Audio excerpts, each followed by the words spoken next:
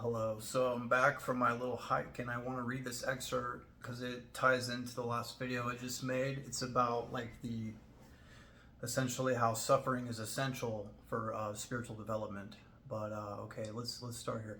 Modern humanity looks at the beginning of the earth, how it was formed from a primal plasma in space, how life man and much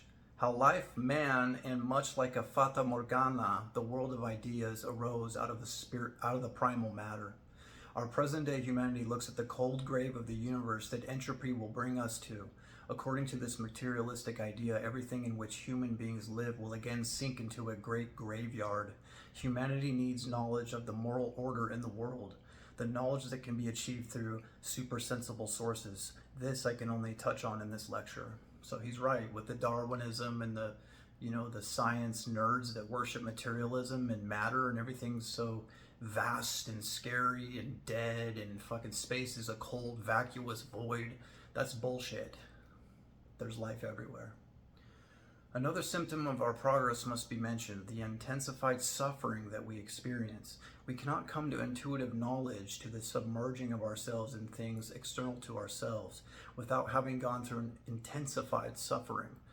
This suffering is intensified compared with the pain involved in imaginative knowledge, the pain that always arises when we must find our way again into our sympathies and antipathies. The great efforts required to find our way back always hurts. The pain now becomes a cosmic co-experiencing of all the suffering that rests upon the ground of existence. True, it is easy to ask why the gods or God created suffering. Suffering must exist if the world is to arise in its beauty.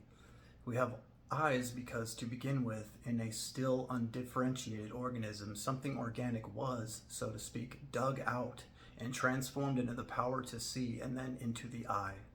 If we were still able today to perceive the tiny insignificant processes that go on in the retina when we see, then we could perceive that even those processes represent a pain that rests upon the ground of existence. That's fucking beautiful.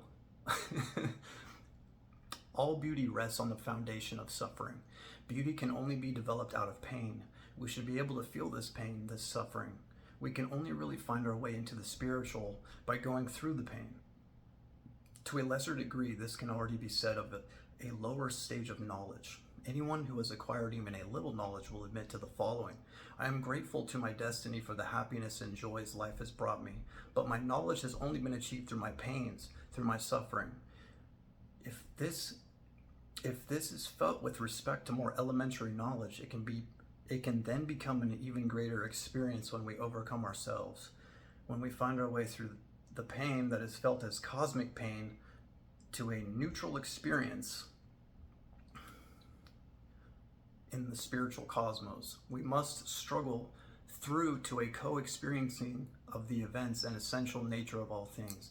Then intuitive knowledge is present. We are fully within an experience of knowledge that is no longer bound to the body. We can then return to and live again in the sensible world until death, but with full knowledge of what it means to be real. To be real in the soul spiritual outside the body. So he's basically talking about to die before you die is a great gift. If we grasp this experience of intuitive knowledge, then in a picture, we have knowledge of what happens when we leave the physical body at death. Then we know what it means to go through the gate of death. The reality we encounter, that the soul and spirit go over into a world of soul and spirit when they leave the body behind. We experience this reality beforehand when we have ascended to intuitive knowledge. That is, we know what it is like in a world where there is no body to provide support. When we have then brought this knowledge into concepts, we return to the body. But the essential thing is that we learn how to live without a body and acquire thereby the knowledge of what it will be like when we can no longer use our body, when we lay it aside at the death and step over into a world of soul and spirit. Once again, this is not a question of philosophical speculation concerning immortality based upon initiation knowledge. It is, I would like to say, an experience, a pre-experience of what is to come. We know what it will be like. We do not experience the full reality of dying, but we experience immortality. This experience also becomes a part of our knowledge.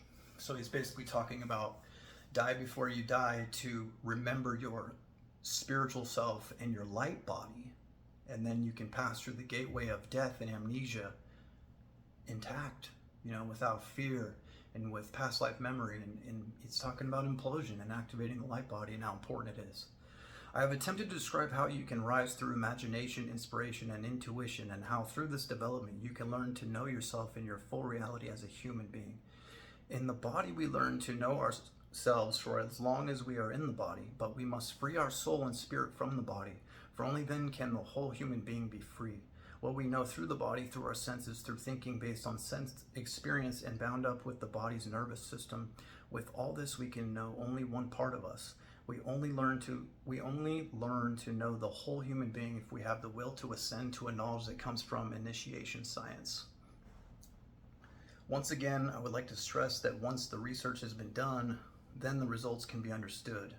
Just as what astronomers and biologists say about the world can be understood and tested by anyone approaching them with an unprejudiced mind, with ordinary healthy human understanding, then you will find that this testing is the first step of initiation knowledge, because man does not seek untruth and error, but truth.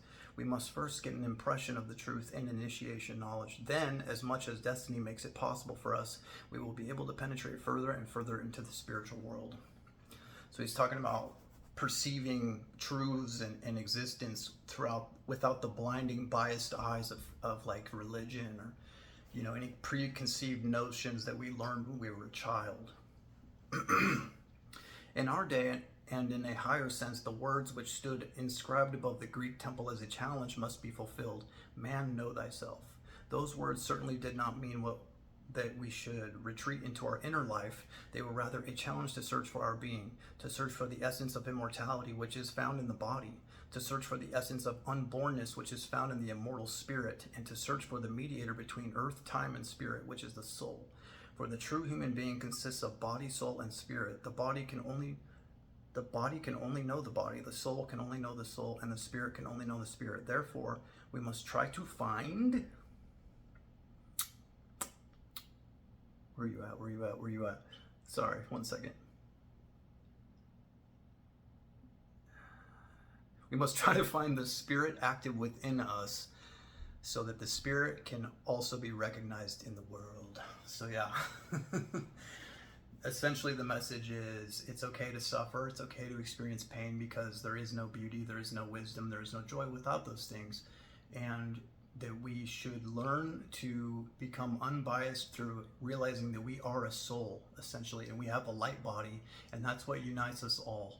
And truly what puts us in a neutral observer position where we're not biased by any kind of a religion or scientific or educational thinking that we've acquired from birth. And that when we recognize that we're this threefold spiritual entity, we can really comprehend immortality, and not in the sense of like immortality is like your ego now and then everything after after. True immortality is you now and the unborn you in your past lives and the future you. It's that full cosmic fucking loop. So I just wanted to share that as a kind of like a message of hope and inspiration. And no matter how dark of a spot you're in right now, I want you to know you're not alone, and there's always a way to like start going up, dude, and pull yourself out of the dark. And I want you to stay strong, and I want you to stay up, and have a fucking beautiful work week. Love y'all.